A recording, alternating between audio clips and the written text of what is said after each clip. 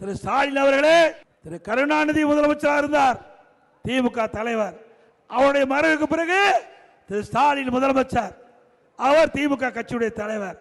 அதுக்கு பிறகு இப்ப துணை முதலமைச்சராக வந்திருக்கிறார் திரு ஸ்டாலினுடைய மகன் திரு உதயநிதி அவர்கள்.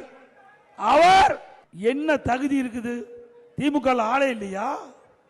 எப்பொழுது பார்த்தாலும் பேசுவார் ஸ்டாலின். எமர்ஜென்சியில மிசா சட்டத்தில் பள்ளிக்கும் பாம்புக்கும் இடையில எங்களை எல்லாம் சிறையிலே அடைத்தார் என்று.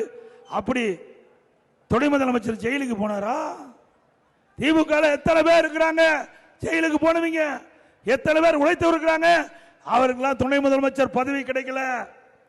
ஆனா திரு கருணாநிதி குடும்பத்தில் பிறந்த எந்தவித உழைப்பும் இல்லாம இன்றைக்கு ஒரே அடையாளம் திரு ஸ்டாலினுடைய மகன், திரு கருணாநிதியுடைய பேரன்.